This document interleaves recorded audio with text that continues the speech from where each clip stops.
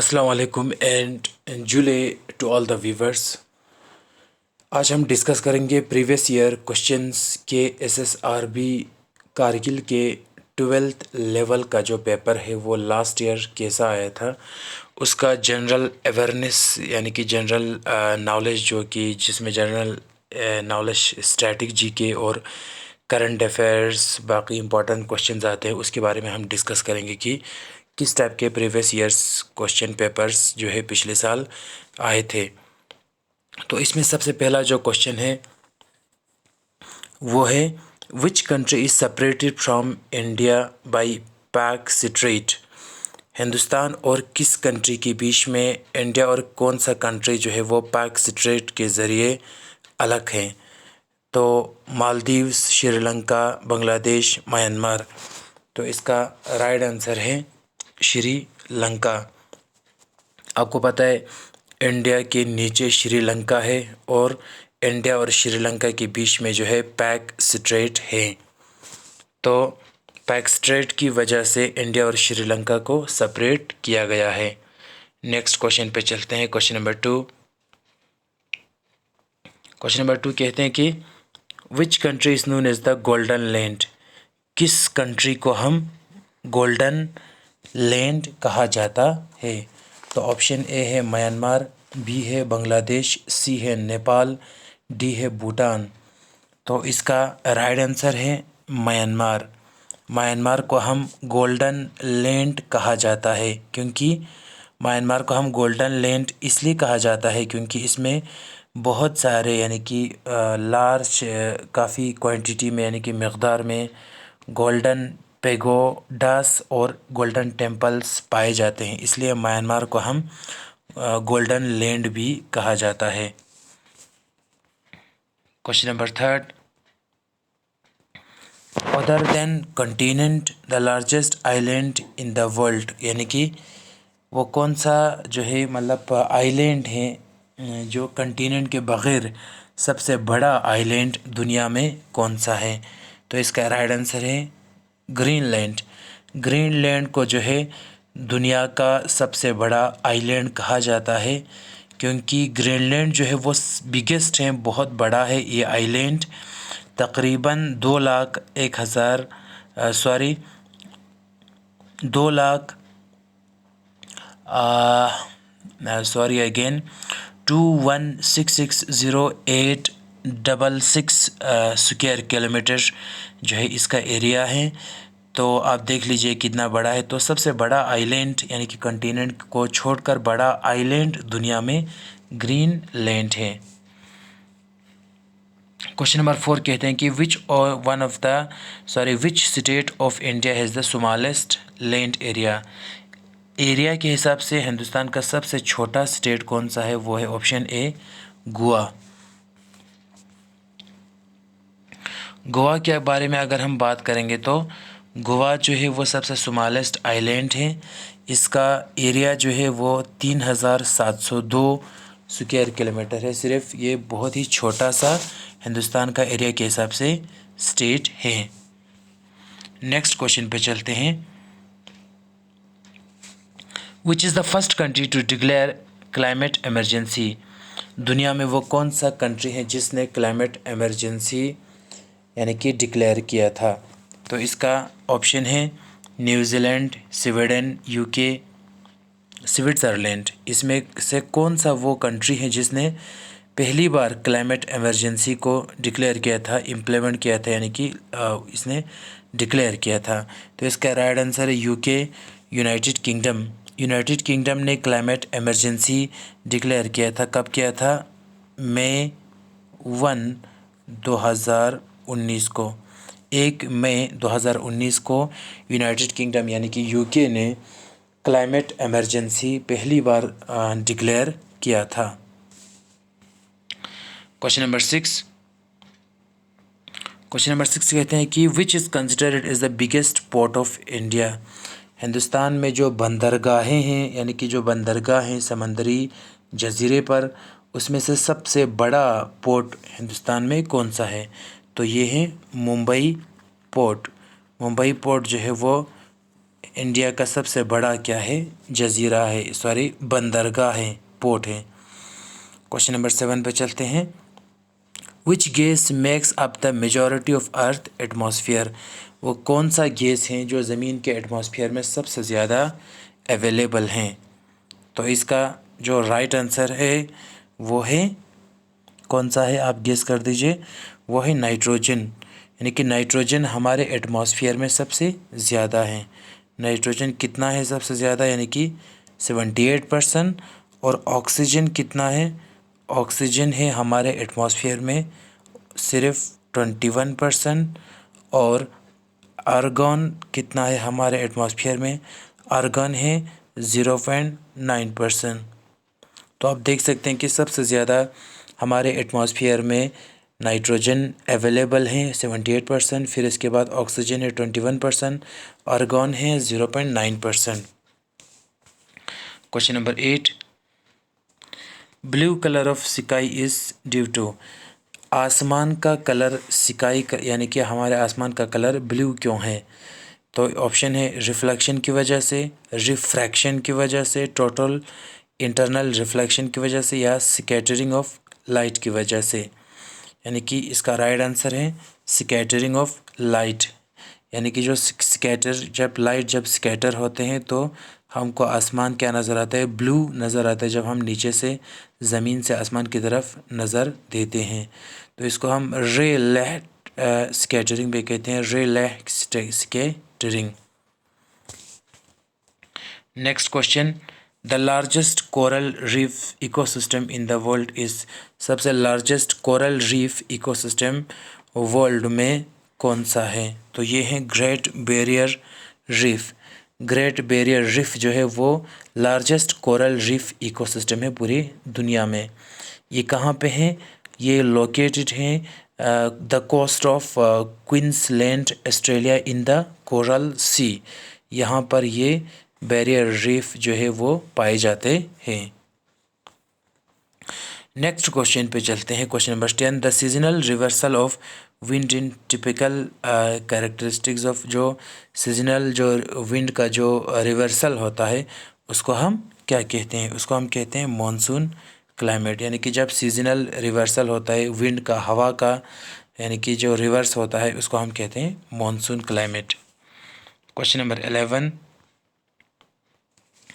How many degrees does the earth rotate about its own axis in 1 our?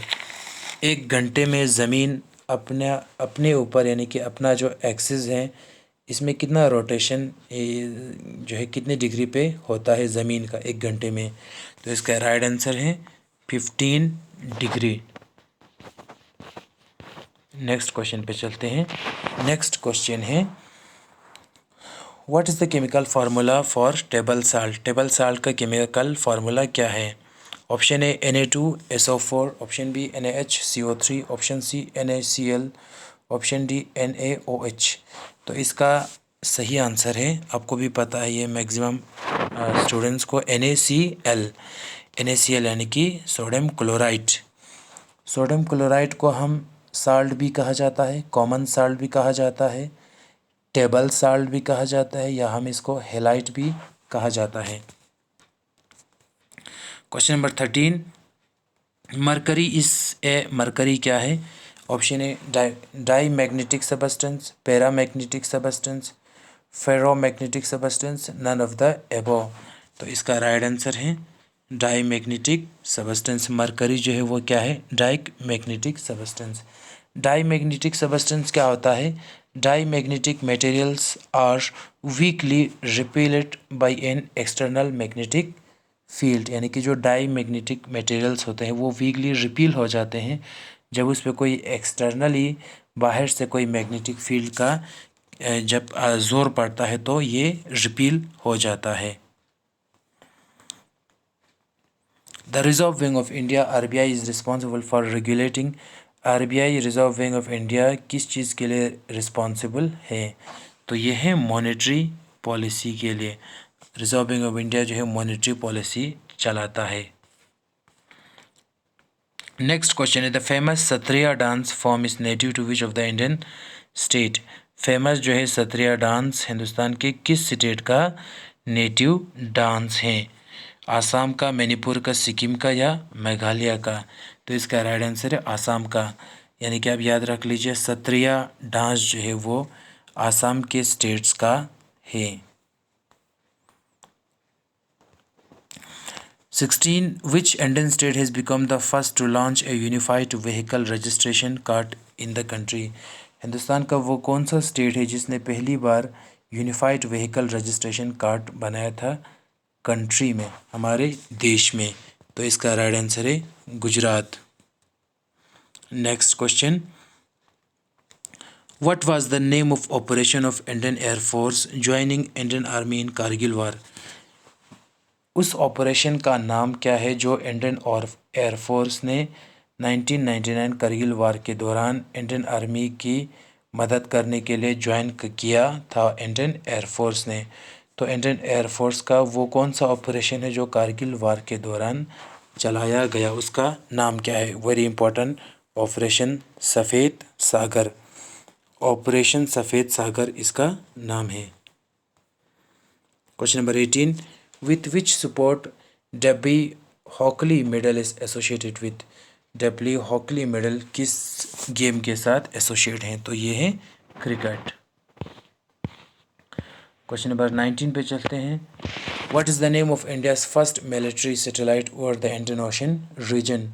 यानी कि Indian ocean के ऊपर पता करने के लिए यानी कि सिक्योरिटी के लिए इंडियन मिलिट्री ने सबसे पहला सैटेलाइट कौन सा चलाया था, उसका नाम क्या है? तो उसका नाम है Rukmani. Question number 20, Rabindranath Tagore give up his knighthood because of? Rabindranath Tagore ने उसको एक टाइटल मिला था ब्रिटिश की तरफ से नाइटहुड, उसको इसने छोड़ दिया यानी कि ब्रिटिश को वापस दिया, क्यों? क्योंकि brutal separation of civil disobedient movement, option A execution of Bhagat Singh, option B, option C जो है वो है Jallianwala Bagh tragedy, option D Chauri Chaura incident. Rabindranath Tagore ने अपना नाइटहुड का जो लक़ब था, जो टाइटल था, ये वापस क्यों दिया या ये छोड़ क्यों दिया? तो इसका राइट आंसर है जलियांवाला बाग ट्रेजिडी। जबकि अमृतसर में एक जगह है जलियांवाला बाग, आपको पता है वहाँ पे 13 अप्रैल 1919 को एक हादसा हुआ था जहाँ पे जनरल डायर ने सारे एग्ज़िट गेट्स बंद करके ओपन फायर किया था और बहुत सारे वहाँ पे बहुत सारे लोगों का वहाँ पे डेथ हुआ और बहुत सारे ज़ख्मी हुआ। तो उसके बाद रविंद्रनाथ टैगोर ने ब्रिटिश से रविंद्रनाथ टैगोर को नफ़रत हुआ और उसने नाइटहुड का जो ख़िताब था वो छोड़ दिया। इसके बाद very important, the Simon commission was boycotted in India. British की तरफ से 1927-28 के आसपास एक कमीशन को भेजा गया फॉर हिंदुस्तान में कुछ रिफॉर्म्स लाने के लिए कॉन्स्टिट्यूशनल्स। तो लेकिन हिंदुस्तानियों ने क्या किया, इस साइमन कमीशन को बाइकआउट किया और नारा लगाया go back Simon go back, हमको साइमन कमीशन नहीं चाहिए। क्यों? क्योंकि इसमें कोई भी इंडियन मेंबर्स नहीं था। साइमन कमीशन के जितने भी मेंबर्स थे वो बाहर से था, ब्रिटिश और यूरोप से था, और हिंदुस्तानियों को इस कमीशन का सदस्य या इसका मेंबर नहीं बनाया गया, जिसके बदौलत इंडियंस ने साइमन कमीशन को बाइकआउट किया और go back Simon go back का नारा लगाया 1928 में। Supreme Court of India can issue Ritz for the enforcement of fundamental right under article. Supreme Court of India जो है वो रिट्स इशू कर सकता है जब कोई आपका फंडामेंटल राइट छीन लेता है या आपको आपका फंडामेंटल राइट नहीं मिलता है। तो सुप्रीम कोर्ट ऑफ इंडिया के पास ये अथॉरिटी है वो एक कि वो रिट्स इशू करें। जैसे रिट्स हमें 5 है, habeas corpus, certiorari mandamus, prohibition, quo warranto, इनमें ये सब Supreme Court of India issue कर सकता है। तो ये किस आर्टिकल के तहत Supreme Court of India writs issue कर सकता है? आर्टिकल 32, जिसको soul of the Indian constitution भी कहा जाता है। क्वेश्चन 23, वन पार्टी सिस्टम में जनरली फाउंड, वो कौन सा किस टाइप का गवर्नमेंट है जहाँ पे एक ही पार्टी पाए जाते हैं? डेमोक्रेटिक कंट्रीज़, आपको पता है यहाँ पे तो बहुत सारे पॉलिटिकल पार्टीज़ होते हैं, लोगों के लिए चॉइस होता है डेमोक्रेसी में। तो कॉन्स्टिट्यूशनल मोनार्की यहाँ पे तो किंग होता है जो अकॉर्डिंग टू कॉन्स्टिट्यूशन चलाता है, उसको हम कॉन्स्टिट्यूशनल मोनार्की कहते हैं। और जो एब्सोल्यूट मोनार्की दूसरा टाइप का मोनार्की होता है, वो अपनी हिसाब से कंट्री को चलाता है, वो कॉन्स्टिट्यूशन के हिसाब से नहीं चलाता है। तो एरिस्टोक्रेटिक मतलब रूल ऑफ फ्यू पीपल्स, यानी कि जो रिच पीपल्स होता है सोसाइटी का, वो कंट्री को रूल करता है। तो वन पार्टी सिस्टम अक्सर किस में होता है? टोटलिटेरियन स्टेट में। तो इसका राइट आंसर है totalitarian states. 24 controller and auditor general of India, जिसको हम पॉपुलरली CAG कहता है। CAG अपना ऑडिट का या हिसाब किताब का रिपोर्ट किसको सबमिट करता है? तो ये सबमिट करता है प्रेसिडेंट ऑफ इंडिया को। Which of the following is not a classical dance of India, इनमें से कौन सा क्लासिकल डांस नहीं है? Option A Kathak, option B Sattriya, option C Manipuri, option D Bhangra. इनमें से क्लासिकल डांस कौन सा नहीं है? कथक भी क्लासिकल डांस है, सत्रिया भी जो असम का है क्लासिकल डांस है, मणिपुर का क्लासिकल डांस है। तो इसमें से कौन सा क्लासिकल डांस नहीं है? तो भंगरा जो है वो क्लासिकल डांस नहीं है। भंगरा जो है वो क्या है? पंजाब स्टेट का फोक डांस है। क्या है? भंगरा पंजाब स्टेट का फोक डांस है, ये क्लासिकल डांस नहीं है। बाकी ऊपर वाला सब जो है वो क्या है? क्लासिकल डांस है। तो ये था आपको 10+2 लेवल का प्रीवियस ईयर क्वेश्चन पेपर्स। तो उम्मीद करते हैं कि आपको ये वीडियो काफ़ी फ्रूटफुल साबित हुआ होगा। Thank you so much for watching this video. मिलते हैं नेक्स्ट किसी और वीडियो में, तब तक के लिए मुझे दीजिए इजाज़त।